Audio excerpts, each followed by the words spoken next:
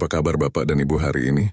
Semoga selalu sehat, tenang, dan bahagia di usia yang penuh berkah ini. Sebelum kita mulai, saya ingin mengajak Bapak dan Ibu tuliskan di kolom komentar. Sekarang tinggal bersama anak atau memilih hidup mandiri, dengan saling berbagi cerita. Kita bisa belajar dari pengalaman satu sama lain. Bapak dan Ibu, ada satu ketakutan yang sering muncul ketika kita memasuki usia lanjut. Bukan soal rambut yang memutih atau kulit yang berkeriput, melainkan bagaimana kita bisa tetap hidup dengan bermartabat, tanpa harus selalu mengandalkan keluarga. Banyak dari kita yang dulu berpikir, kalau sudah tua anak-anak pasti merawat.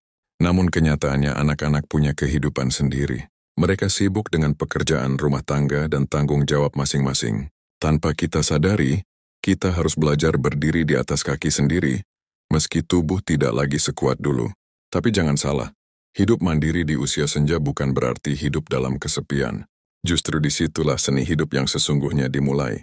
Bagaimana kita menjaga kesehatan, kebahagiaan, dan ketenangan batin, sambil tetap menjadi pribadi yang berharga. Kita belajar bahwa kebahagiaan sejati bukan datang dari siapa yang ada di sekitar kita, melainkan dari apa yang kita rawat dalam diri setiap hari. Hari ini saya ingin mengajak Bapak dan Ibu menelusuri 5 kunci penting agar tetap sehat, bahagia, dan mandiri di usia tua tanpa harus bergantung sepenuhnya pada keluarga. Bukan sekadar tips, tapi langkah nyata yang bisa dilakukan mulai sekarang. Jadi mari kita mulai perjalanan ini bersama-sama. Bapak dan Ibu yang saya hormati, mari kita mulai dengan kunci pertama. Menjaga tubuh tetap sehat. Tubuh ini ibarat rumah tempat jiwa kita bernaung. Kalau rumahnya kuat, kita bisa tinggal dengan tenang. Tapi kalau rapuh sedikit angin saja sudah membuat kita goyah. Sayangnya, banyak orang baru sadar pentingnya kesehatan setelah sakit datang, setelah langkah menjadi berat, atau setelah nafas tersengal-sengal. Padahal menjaga tubuh tidak harus menunggu semuanya terlambat. Di usia lanjut, kita tidak perlu memaksakan diri ikut gaya olahraga anak muda yang lari berkilometer atau angkat beban berat. Cukup dengan gerakan sederhana tapi konsisten. Jalan kaki 20-30 menit setiap pagi sudah cukup membuat jantung lebih sehat, kaki lebih kuat, dan peredaran darah lebih lancar. Kalau ada halaman atau teras, senam ringan sambil menghirup udara pagi dan menyapa matahari adalah investasi besar untuk tulang kita. Sinar matahari pagi memberi vitamin D alami yang memperkuat tulang dan sendi. Selain itu, jangan abaikan makanan. Apa yang kita masukkan ke dalam tubuh akan menentukan kualitas hari-hari kita. Kurangi makanan berlemak, terlalu manis, atau asin yang berlebihan. Perbanyak sayuran, buah, dan protein berkualitas. Ingat, setiap suapan adalah pilihan. Apakah menjadi racun atau menjadi obat? Dan jangan lupa minum cukup air, karena dehidrasi di usia lanjut sering tidak terasa, tapi bisa membawa banyak masalah. Yang paling penting, dengarkan tubuh kita. Kalau tubuh memberi tanda nyeri, lelah, atau ada perubahan yang tidak biasa, jangan diabaikan. Tubuh tidak pernah berbohong. Lebih baik mencegah lebih awal daripada menyesal ketika penyakit sudah berkembang. Dengan tubuh yang bugar, kita bisa tetap mandiri, tidak terlalu bergantung pada anak, bahkan masih bisa beraktivitas ringan yang membuat hati bahagia. Karena salah satu kebebasan terbesar di usia senja adalah ketika kita bisa mengurus diri sendiri dengan tubuh yang masih setia menemani. Bapak dan Ibu sekalian, setelah tubuh dijaga agar tetap sehat, ada hal lain yang tidak kalah penting. Menjaga pikiran tetap tajam. Banyak orang mengira bahwa semakin tua pikiran akan otomatis melemah, ingatan memudar dan otak berhenti bekerja. Padahal itu tidak sepenuhnya benar. Pikiran kita ibarat otot. Semakin sering dipakai, semakin kuat ia bertahan. Justru salah satu rahasia lansia yang tetap mandiri adalah memiliki pikiran yang aktif, waspada, dan penuh rasa ingin tahu. Mari kita lihat sekeliling. Ada banyak orang tua yang meski jalannya pelan, tapi kalau diajak bicara matanya berbinar, ucapannya penuh logika. Bahkan kadang membuat anak muda kagum. Mereka bukan dilahirkan jenius tapi punya kebiasaan sederhana. Tidak membiarkan otaknya tidur terlalu lama.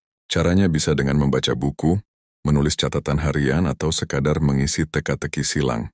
Bahkan belajar keterampilan baru seperti berkebun, merajut, atau belajar membaca Al-Quran dengan lebih baik, itu semua memberi nutrisi luar biasa untuk otak. Selain itu, jangan lupakan interaksi sosial. Berbicara dengan tetangga, mengikuti pengajian, atau sekadar ngobrol santai di warung kopi adalah bentuk olahraga bagi otak. Setiap obrolan membuat pikiran tetap waspada. Setiap cerita baru memberi wawasan tambahan. Dan semakin sering kita berinteraksi, semakin kuat daya ingat kita terjaga. Ingat, kesepian bukan hanya soal hati tapi juga bisa membuat otak melemah lebih cepat. Yang sering dilupakan adalah bahwa pikiran yang tajam membuat kita lebih mandiri. Dengan pikiran jernih, kita bisa mengatur keuangan sendiri, memilih makanan sehat, atau memutuskan hal-hal penting tanpa bingung. Itulah sebabnya menjaga otak tetap hidup sama pentingnya dengan menjaga tubuh. Menjadi tua memang tak terelakkan, tapi membiarkan pikiran layu sebelum waktunya adalah pilihan. Jadi mari kita pilih untuk terus menantang otak agar tetap bersinar sampai akhir hayat. Bapak dan Ibu yang saya hormati, tubuh sehat dan pikiran tajam memang penting. Tapi tanpa ketenangan hati, semuanya akan terasa hampa. Banyak orang tua yang tubuhnya masih kuat, pikirannya masih jernih tapi hatinya penuh beban, amarah, kecewa, atau kesepian. Dan tahukah Bapak Ibu, beban emosional seperti itu seringkali lebih cepat merusak kesehatan dibanding penyakit fisik. Di usia senja kita harus mulai bijak memilih pertempuran. Tidak semua hal perlu diperdebatkan.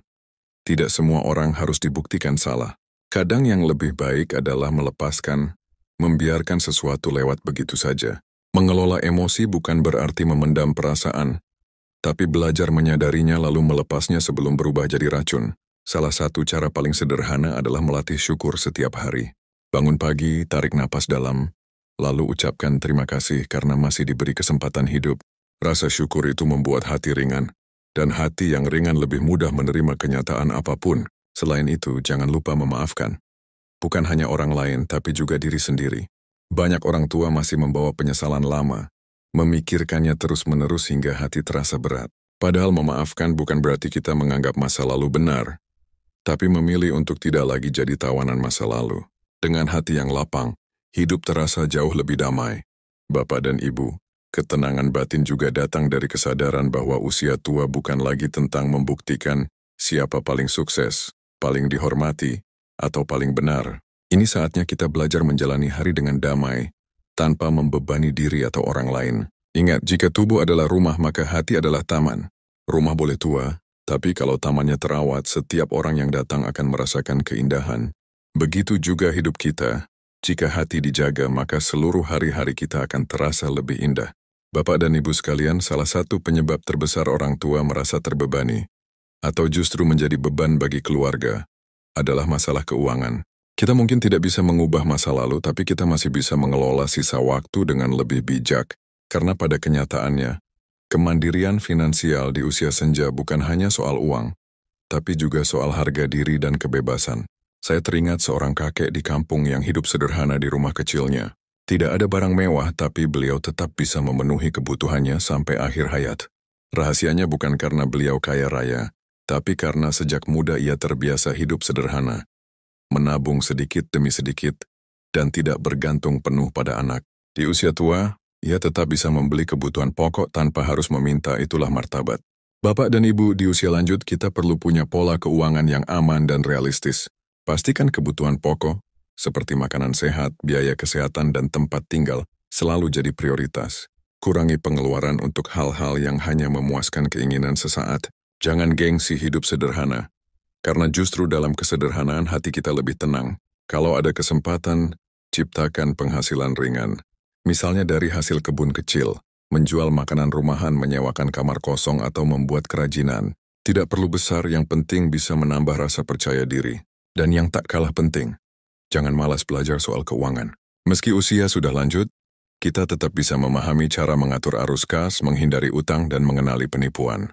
Ingat, di usia senja setiap rupiah berarti lebih besar nilainya.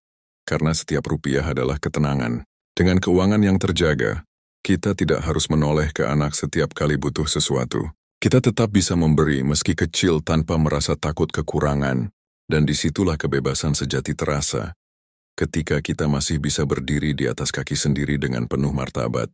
Bapak dan Ibu sekalian, banyak orang mengira hidup mandiri di usia tua berarti hidup sendirian.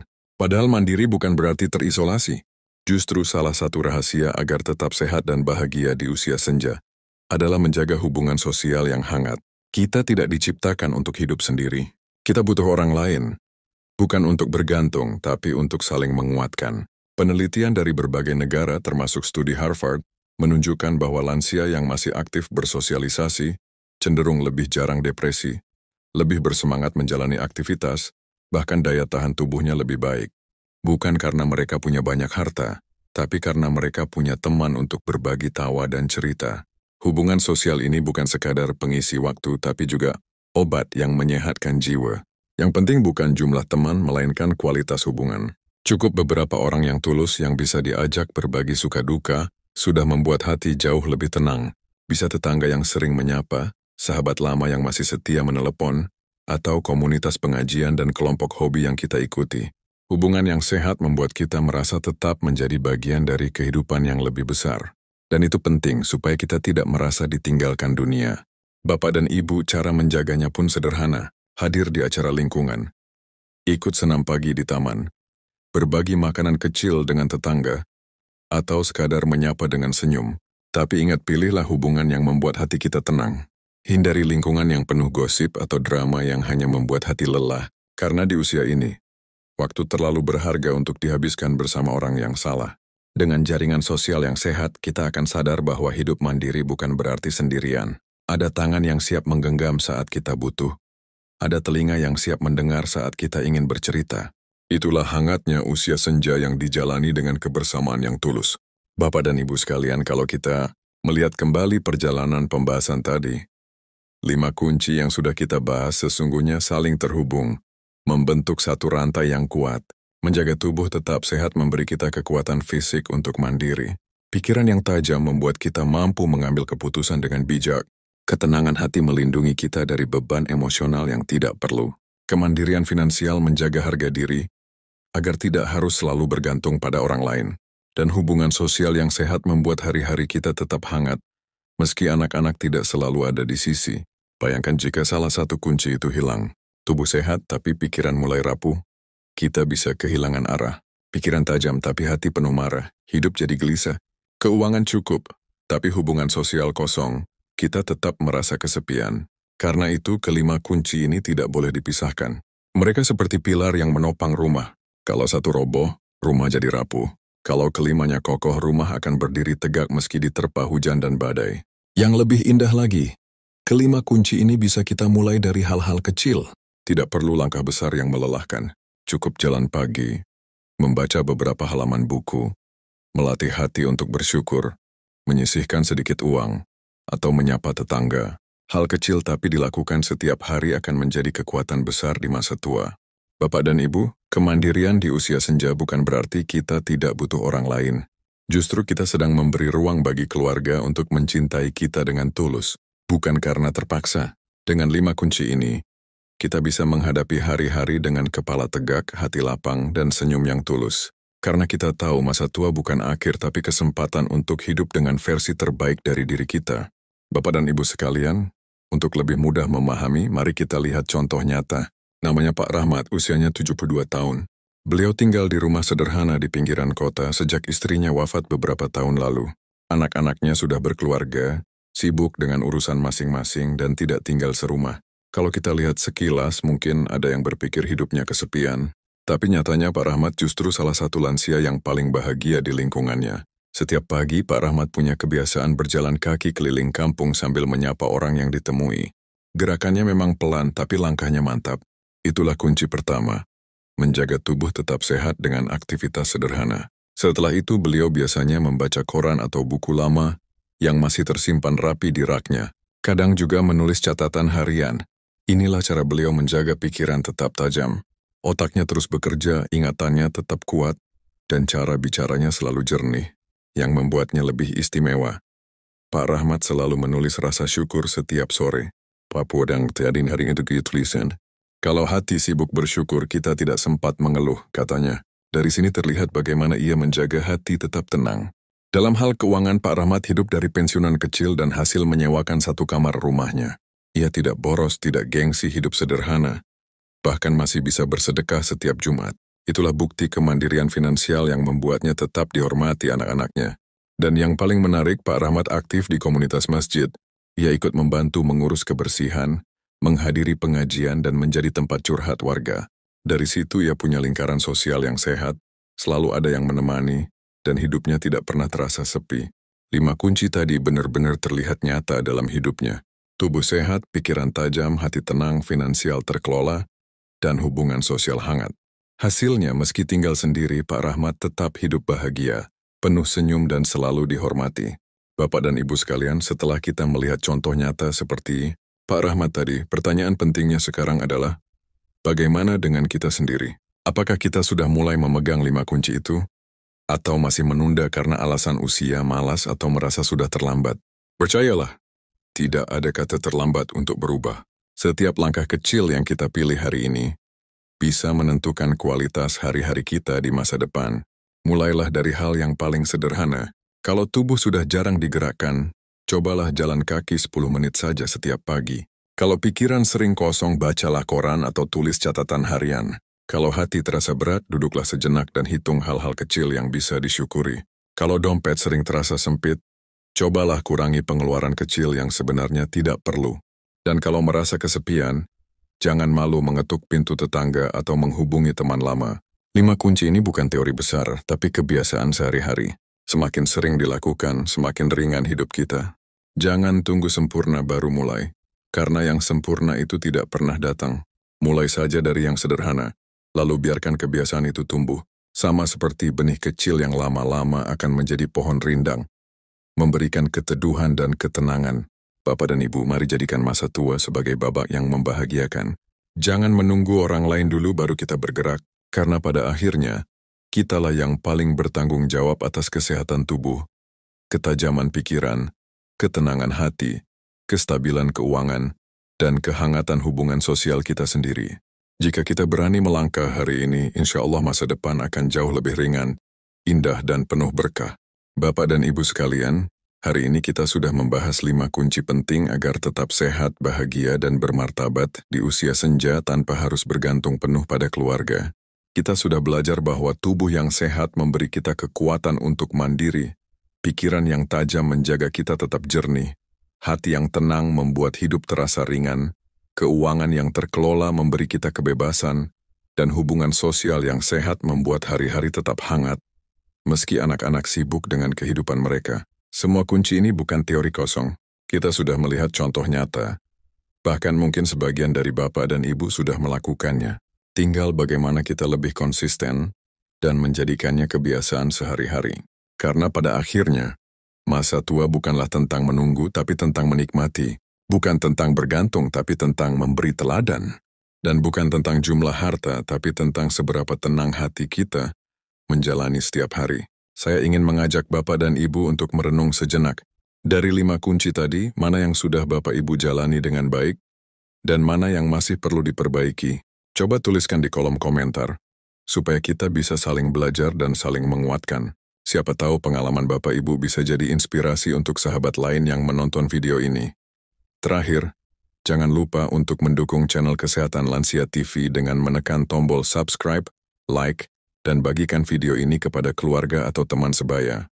Bukan untuk mengejar angka, tapi supaya semakin banyak lansia yang bisa mendapatkan semangat, ilmu, dan motivasi. Semoga kita semua diberi kesehatan, umur panjang, dan hati yang selalu lapang. Terima kasih sudah menyimak sampai akhir. Sampai jumpa di video berikutnya, Bapak dan Ibu.